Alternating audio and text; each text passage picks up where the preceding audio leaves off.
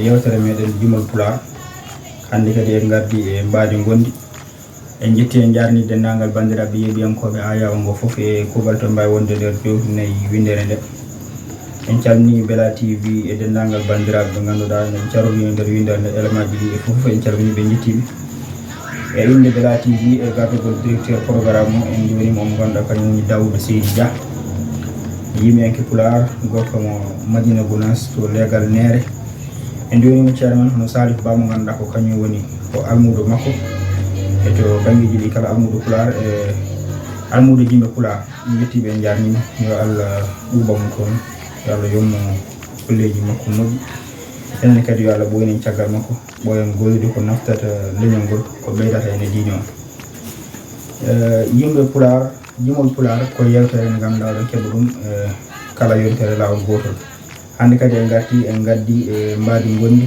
e haalde ko ganduɗa kañum woni harmeji jeeɗiɗi ɗi fulɓe kulori noon harmeji jeeɗiɗi ɗi noon haalanten ɗum ko ɓeeɗo sukaɓe ɗiɗo ɓe ganduɗa ene gasa taw ko funeɓe koye ɓiɓɓe Mamadou Amadou Ba takko Mamadou Amadou Ba ene wondi e miñum Foroforondu Aissata Mamadou Amadou Ba bandiraɓe mbawa wattirin hakkillaji mumen gam heɗade ngolɗon lefol no hannirta ni mbawen artude bandiraɓe ko ɓuri yawde yaccade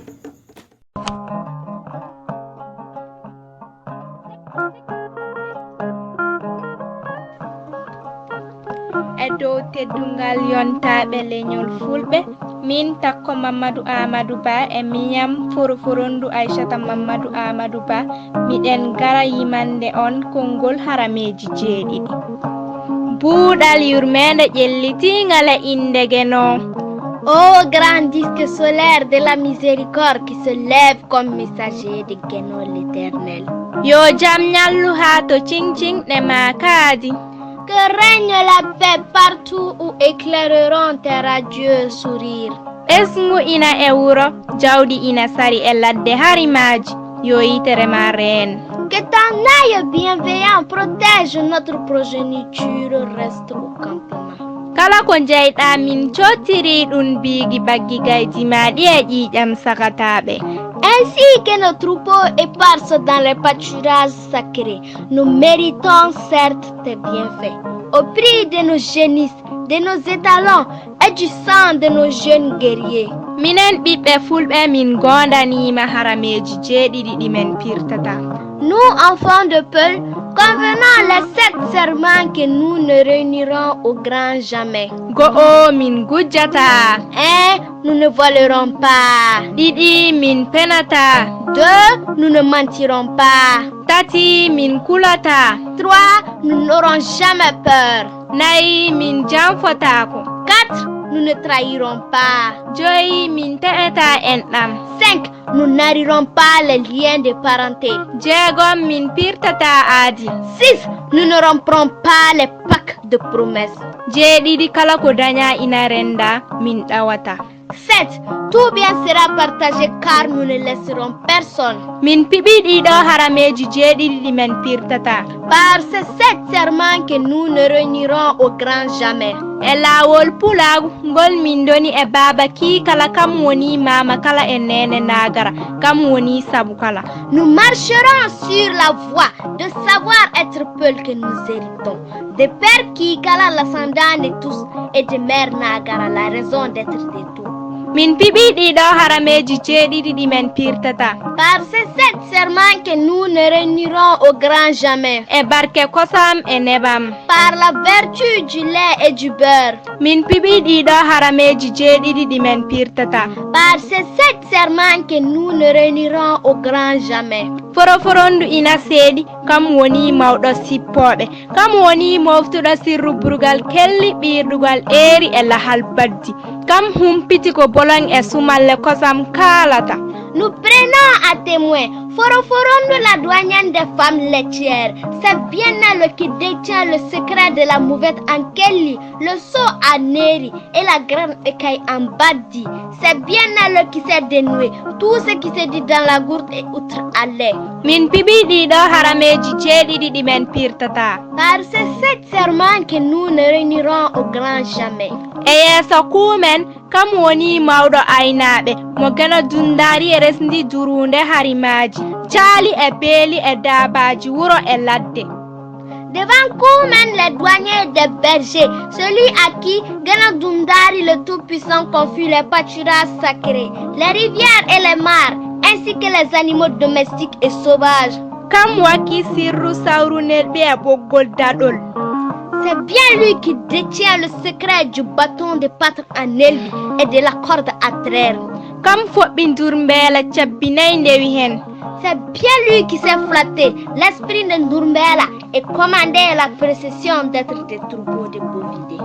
Kam soggiti kooɓi forli lelli wili e cewɗi to ladde tuula heela. C'est bien lui qui s'est guidé les kobi, conduire biche, gazelle et antilope dans la haute bourse de Tula Hela. Min pibi ɗiɗo harameji jeeɗiɗi ɗi men pirtata. Par ces 7 serments que nous ne réunirons au grand jamais. E toraɗen dokkuwal camama babacce kange 96.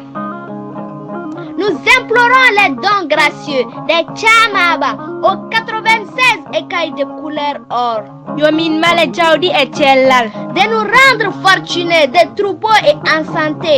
Min pibi ɗiɗo harameji jeeɗiɗi ɗi men pirtata. Par ces 7 serments que nous ne réunirons au grand jamais. Yo gana dundari wurnu min, suura min, danda min no dandirno ndaw e nder jeerende.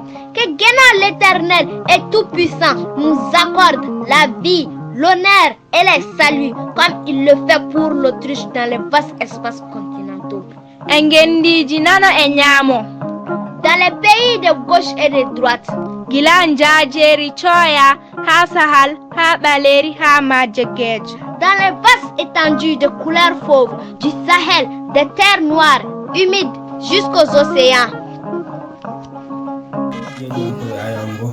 ko enen nandi ɗum ko enen yiɗi ɗum watti ɓe hen hakkillaji mumen kala saaha sikki ala ko ni kadi woni fandare nde yo moƴƴu yo findin yo janggin yo andin sikki ala wona heɗade nde kala kono kadi neɗɗo fof no foti janngude hen anda ko woni ko e dow mum ɗum ɗo waɗira tan ko pour ha wawa findinde nden nagam no ganduɗa ina wawa rewidade ɗum e banggueji ɗi kala en jetti en jarniɓe ɓe ganduɗa ko wattuɓe hakkillaji mumen e ayawa ngo no feewi wayroɓe nande ina nodda ina mbaɗa ɓatekeji ina namdo holko saabi bayrugol men ɗo kono noon eɗen e jaam mataw ko gantuji e sohlaji aduna tan en jetti en jarnimo ganduɗa kañum woni Yaya Touré ganduɗa o alhamdulillah o heɓani ayawa ngo micro ji premier micro ji garɗi e nder ayawa ngo ganduɗa no gummoyi to Dakar e Youssou nuynaalo bo baax eɗin micro ji en jottima e jaam ɗum kadi ma golle ɓeydo fuɗɗa ma ɓeydo wallide golle he ɓeydo yañude golle e banggueji ɗi kala ɗimmi ko jottima en no hannirta ni en jettima en jarnima kamon kadi e darde makko e oɗon banggue